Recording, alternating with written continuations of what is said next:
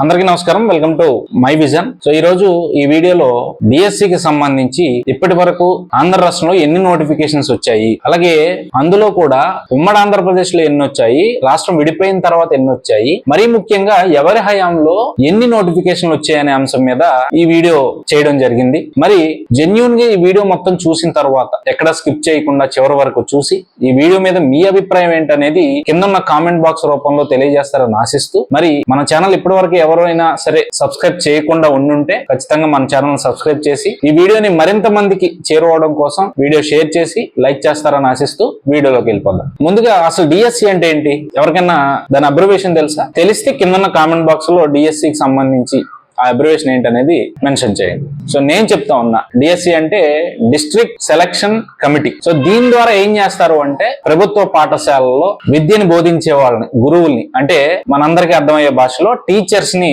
ఎన్నుకునే ప్రక్రియే ఈ DSC. So మరి మొట్టమొదటిగా ఇది ఎప్పుడు నిర్వహించబడింది అంటే ఆ మొట్టమొదటి గంట తెలుగుదేశం వ్యవస్థాపకులు స్వర్గీయ నందమూరి తారక రామారావు గారికి ఇది దక్కుతుందనడంలో ఎటువంటి సందేహం లేదు. ఎందుకంటే 1982 డిఎస్సి యాక్ట్ వచ్చిన తర్వాత 83లో తెలుగుదేశం పార్టీ అధికారం చేపట్టిన తర్వాత 1984లో మొట్టమొదటిసారిగా డిఎస్సి నోటిఫికేషన్ విడుదల చేయడం జరిగింది. సో ఆ లెక్కను చూసుకుంటే ఎన్టీఆర్ గారి హయాంలో 3 సార్లు డిఎస్సి నోటిఫికేషన్ విడుదలవ్వడం, ఆ తర్వాత కోట్ల విజయ్ భాస్కర్ రెడ్డి హయాంలో ఒకసారి, అదే విధంగా వైఎస్ రాజశేఖర రెడ్డి గారి హయాంలో 2 సార్లు, నల్లారి కిరణ్ కుమార్ రెడ్డి గారి హయాంలో ఒకసారి, ఇక ప్రస్తుత ముఖ్యమంత్రి చంద్రబాబు నాయుడు గారి హయాంలో చూసుకుంటే దాదాపుగా 9 సార్లు నోటిఫికేషన్, డిఎస్సికి సంబంధించిన నోటిఫికేషన్ విడుదలవ్వడం, నియామకాలు జరగడం జరిగింది.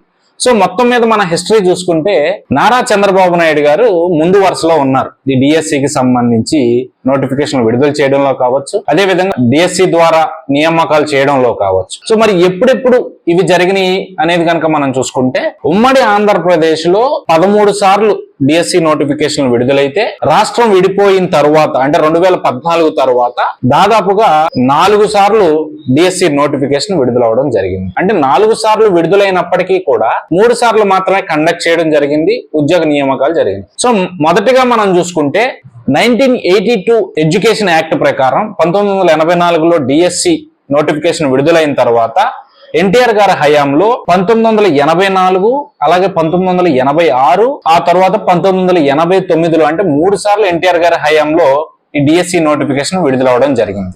ఆయన తర్వాత కోట్ల విజయ్ భాస్కర్ రెడ్డి గారి హయాం వచ్చిన తర్వాత 1994లో ఒక డిఎస్సి నోటిఫికేషన్ విడుదలవడం జరిగింది. ఇక చంద్రబాబు నాయుడు ఆ తర్వాత, ఎందుకంటే 94 తర్వాత 95లో టీడీపీ అధికారంలోకి రావడం, అది చంద్రబాబు నాయుడు గారి చేతుల్లోకి పార్టీ వెళ్ళడం, అక్కడ జరిగిన పరిణామాలు, తర్వాత తెలుగుదేశం పార్టీని, ఆ పార్టీకి సంబంధించిన అధికారాన్ని, ప్రభుత్వాన్ని చంద్రబాబు నాయుడు టేక్ ఓవర్ చేసుకున్న తర్వాత 96లో మొట్టమొదటి డిఎస్సి, ఆయన హయాంలో మొట్టమొదటి డిఎస్సి విడుదలవడం జరిగింది. ఆ తర్వాత 1996 తర్వాత 98, మళ్ళీ 2000 సంవత్సరం, 2001, అదే విధంగా 2002, 2003. అంటే ఇక్కడ చూసుకుంటే ఆయన రెండోసారి ముఖ్యమంత్రి అయిన తర్వాత 99లో రెండోసారి చంద్రబాబు నాయుడు ముఖ్యమంత్రి అయిన తర్వాత వరుసగా 4 సార్లు డిఎస్సి నోటిఫికేషన్స్ తీయడం, ఉద్యోగ నియామకాలు జరపడం జరిగింది. ఇక మరి 2003 తర్వాత వైఎస్ రాజశేఖర రెడ్డి ఆధ్వర్యంలో కాంగ్రెస్ పార్టీ అధికారంలోకి రావడం జరిగింది కదా. ఆ ప్రకారం చూసుకుంటే 2006, 2008 అంటే 2 సార్లు వైఎస్ రాజశేఖర రెడ్డి హయాంలో డిఎస్సి నోటిఫికేషన్ విడుదలవ్వడం, నియామకాలు జరగడం జరిగింది. ఇంకా ఆ తర్వాత 2009లో రాజశేఖర రెడ్డి గారి మరణానంతరం రాజశేఖర్ గారు ముఖ్యమంత్రిగా చేశారు, కిరణ్ కుమార్ రెడ్డి గారు ముఖ్యమంత్రిగా చేశారు. అయితే ఇక్కడ 2012 నల్లారి కిరణ్ కుమార్ రెడ్డి గారి హయాంలో ఒక నోటిఫికేషన్ విడుదలవడం జరిగింది, నియామకాలు జరగడం జరిగింది. ఇక 2013-14 రాష్ట్రం విడిపోయిన తర్వాత ఆంధ్ర రాష్ట్రంలో మొట్టమొదటిగా తెలుగుదేశం ప్రభుత్వం అధికారంలోకి రావడం, 2014లోనే మొదటి డిఎస్సి నోటిఫికేషన్ విడుదల చేయడం జరిగింది, నియామకాలు జరిగింది. ఇక ఆ తర్వాత మధ్యలో ఒక 2-3 ఏళ్లు గ్యాప్ ఇచ్చిన తర్వాత 2018లో మరొకసారి నోటిఫికేషన్ విడుదలవ్వడం జరిగింది, అలాగే నియామకాలు కూడా జరిగిన పరిస్థితి. ఇక 2019 నుంచి 24 మధ్య కాలంలో డిఎస్సి అసలు విడుదల అవ్వలేదనే చెప్పుకోవాలి. 2024 ఎన్నికలు వస్తున్నాయి అనే సమయానికి నోటిఫికేషన్ విడుదల చేసిన వెంటనే ఎలక్షన్ కోడ్ రావడం, అక్కడ డిఎస్సి ఎగ్జామ్స్ కండక్ట్ చేయలేకపోవడం జరిగింది. అయితే అప్పుడున్న ప్రతిపక్ష పార్టీలన్నీ కూడా ఎలక్షన్ స్టంట్ లో భాగంగానే డిఎస్సి విడుదల చేశారనేది పెద్ద ఎత్తున ప్రచారం నడిచిన పరిస్థితి. ఎందుకంటే 2019 ఎన్నికలకు ముందు జగన్మోహన్ రెడ్డి గారు ఎన్నో సందర్భాల్లో ప్రతి ఏటా జాబ్ క్యాలెండర్ విడుదల చేస్తాను అని చెప్పి హామీ ఇచ్చి మాట తప్పి మడం తిప్పారు అనేది ప్రతిపక్షాల మాట.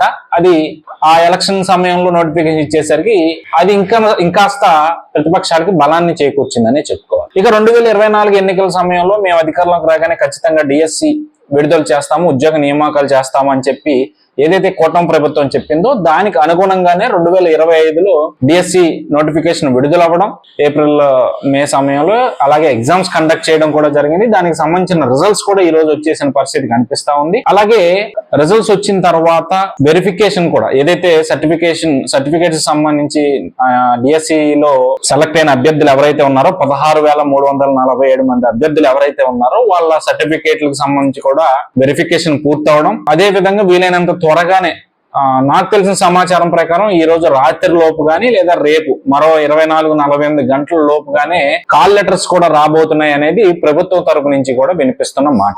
సో మొత్తం మీద మనం ఓవరాల్ గా చూసుకుంటే ఇప్పటి వరకు 17 సార్లు డిఎస్సి నోటిఫికేషన్ విడుదలవ్వడం జరిగింది.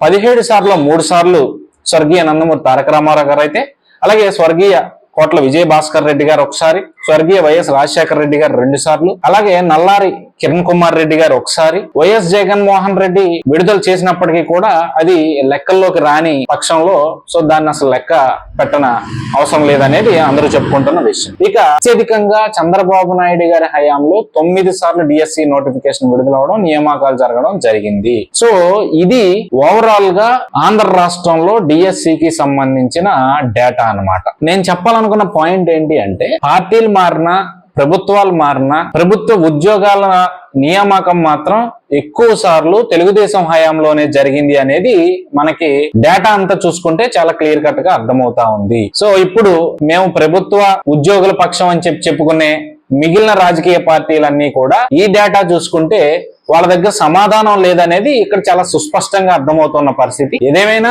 ఇప్పటికే తెలుగుదేశం కూటమి ప్రభుత్వం అధికారంలోకి వచ్చిన తర్వాత ఆల్రెడీ ఒక నోటిఫికేషన్ విడుదల చేయడం జరిగింది. వచ్చే 3 ఏళ్లలో కూడా ప్రతి సంవత్సరం నోటిఫికేషన్ విడుదల చేస్తాము, ఖచ్చితంగా ఉద్యోగాలు నియామకాలు చేస్తామని అయితే ఏదైతే విద్యాశాఖ మంత్రి నారా లోకేష్ కూడా చాలా స్పష్టంగా చెప్తున్న పరిస్థితి.